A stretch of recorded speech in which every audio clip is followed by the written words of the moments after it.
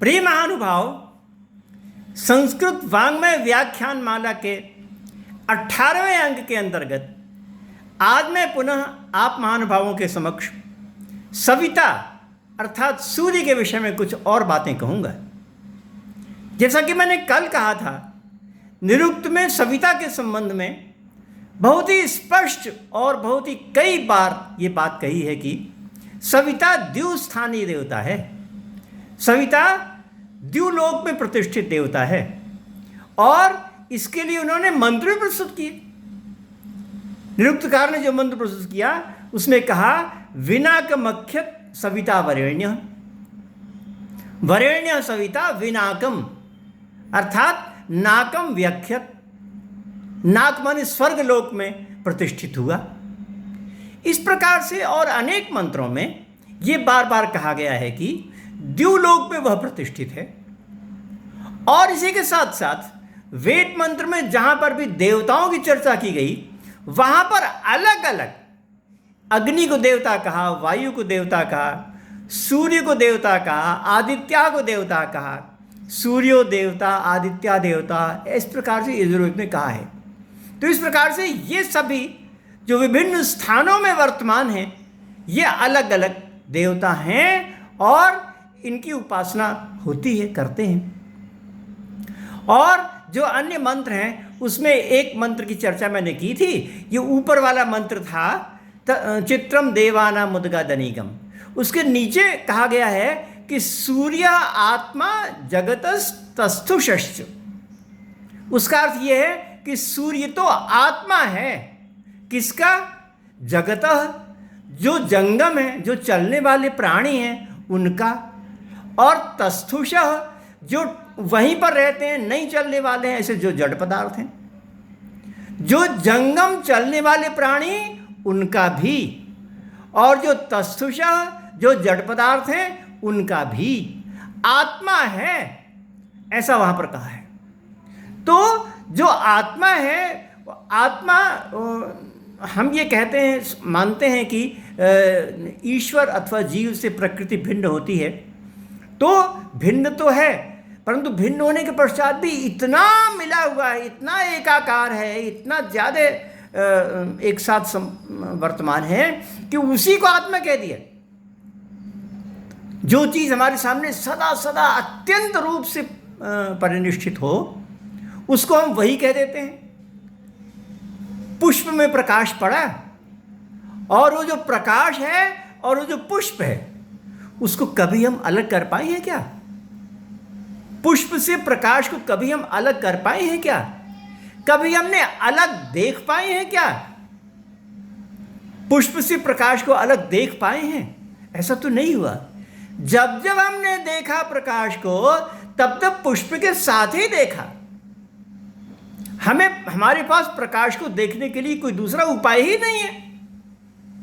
इसलिए ऐसी स्थिति में अगर हम कह दें कि प्रकाश और पुष्प एक ही हो गए तो क्या बहुत बड़ी बात हो गई?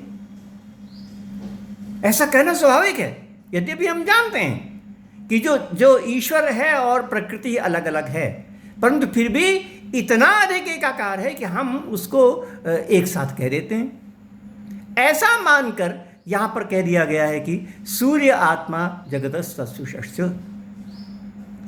ईश्वर की सत्ता और प्रकृति की सत्ता अलग अलग होते हुए भी वह बहुत ज़्यादा, बहुत साथ सदा सदा मिले हुए हैं और हम उनको सदा साथ ही दर्शन होते हैं उनके। सूर्य के और जाने कितने नाम दिए गए। आदित्य नाम दिया गया और आदित्य नाम का अर्थ है अदिते पुत्रम, अदिते पुत्र, ये उसमें कहा। और निरुक्त में प्रमाण दिया, निरुक्त में मंत्र बताया, सूर्यम आदितेयम। बड़ा मंत्र है, उसका एक मंत्रांश प्रस्तुत कर रहा हूं। सूर्यम आदितेयम, और सूर्यम आदितेयम का अर्थ निरुक्तकार ने दिया सूर्यम अदिते पुत्रम। सूर्य क्या है? अदिति का पुत्र है, ऐसा वहां पर कहा। पाणिनि ने अपने अष्टाध्यायी में आदित्य शब्द की व्याख्या की तो उसमें अदिति के पुत्र के रूप में अण्या प्रत्यय करके आदित्य की सिद्धि की। तो चाहे निरुक्त हो, चाहे व्याकरण पाणिनि का हो, चाहे कोई भी हो, सभी एक स्वर से कहते हैं कि अदिति का पुत्र है। अब ये जो बात है कि अदिति का पुत्र है, तो क्या हमको मालूम नहीं चलता कि इतना बड़ा द्युलोक में संप्रतिष्ठित है वह, और वह किसी का पुत्र कैसे हो सकता है? अदिति उसकी माँ हो, उसका पुत्र कैसे हो सकता है? ये बात हर आदमी को समझ में आ रही है। ऐसी कोई भी बात नहीं जो समझ में ना आए। तो मैंने एक बार आपको कहा था कि जो बात पूरी तरह से ज्ञात हो प्रत्येक को, और ज्ञात होने के पश्चात फिर कुछ दूसरे तरीके से कहा जाए, तो वो अलंकार है। ये मालूम होने पर भी कि अदिति का पुत्र नहीं हो सकता, फिर भी यदि अदिति का पुत्र कहा जाए तो वो अलंकार है। श्रोता को और वक्ता को दोनों जानते हैं कि अदिति का पुत्र नहीं हो सकता है, परंतु फिर भी ऐसा कहने से अलंकार होता है। अलंकार होता ही ऐसा है, तो यह अलंकार है, और अलंकार में वैसा प्रयोग किया गया है। और इस प्रकार का जो अलंकार है, दुनिया में जितने भी गाथा शास्त्र विकसित हुए हैं, माइथोलॉजी जो विकसित हुई है, उनमें सब में देखा गया है कि इस प्रकार से अलंकार पूर्ण बातें कही गई हों। अब सब लोग पूरे विभिन्न दुनिया के विभिन्न स्थानों में सब लोग उस प्रकार के माइथोलॉजी की कल्पना करते हैं, तो बात तो है, लोगों को अच्छा तो लगता है, प्रतीति तो होती है। अब यूरोप में जो ग्रीक माइथोलॉजी है, उसमें कहा कि हेलियस को सूर्य कहते हैं, और हेलियस का पिता है हाइपेरियन, HYPERION, हाइपेरियन। ये उस हेलियस का पिता है। हाइपेरियन से हेलियस का जन्म हुआ है, इस प्रकार की बात कही गई वहां पर। तो वहां पर भी परिकल्पना तो वैसे ही है। देखिए, मनोभावना तो वही है ना। मनुष्य जिस मनोभावना से यहां पर काम किया, वही मनोभावना वहां पर हो रही है। और सबको मालूम है कि पिता पुत्र नहीं हो सकता, फिर भी सोचते हैं ऐसा, बोलते हैं ऐसा, व्याख्यान करते हैं, प्रसन्न होते हैं उससे। तो जिस चीज से प्रसन्न हो उस प्रकार की परिकल्पना करने में हर्जी क्या है? सभी लोग करते हैं। अब बताइए, इंग्लिश में जो सन शब्द है, तो जो SON सन है, उसका मतलब पुत्र होता है। और ये सन पुत्र के अर्थ में संस्कृत के सूनु शब्द से निकला है।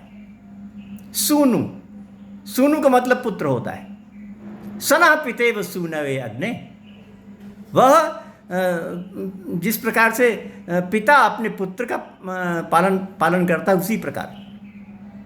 तो वहां पर सूनु शब्द पुत्र के अर्थ में है। इस सूनु शब्द से यूरोप में सन शब्द विकसित हुआ, SON सन विकसित हुआ। और इसके साथ ही सूर्य अर्थ में भी सन शब्द विकसित हुआ। तो सूर्य अर्थ में जो सन शब्द विकसित हुआ, SUN सन, जो सूर्य अर्थ में विकसित हुआ, तो उसके विकास की जो कहानी है ना, माइथोलॉजी, वो एक ही तरह की है। हम लोग ये मानते हैं कि जो सूर्य है वो पुत्र है किसी का, किसका? अदिति का। और वे लोग ये मानते हैं कि जो सूर्य हेलियस है वो हाइपेरियन का पुत्र है। तो भावना तो वही हो गई ना। इसी भावना से प्रेरित होकर के हमने आदित्य कहा, और इसी भावना से प्रेरित होकर उन्होंने सन कहा। तो हमारे जो एटिमोलॉजी है, उसमें जो ग्रीक एटिमोलॉजी, उसमें यह नहीं माना है कि सन शब्द भारत के किसी शब्द से निकला है, मगर इतना माना है कि माइथोलॉजी एक ही है, सोच एक ही है। जिस प्रकार की सोच से यहां पर आदित्य बना, उसी प्रकार की सोच से वहां पर सन बना। तो एक समानता है। तो जब इतनी समानता हो मानव जाति में, विभिन्न लोगों में, तो उस परंपरा को, उस गाथा को हम क्यों ना उच्च स्थान दें?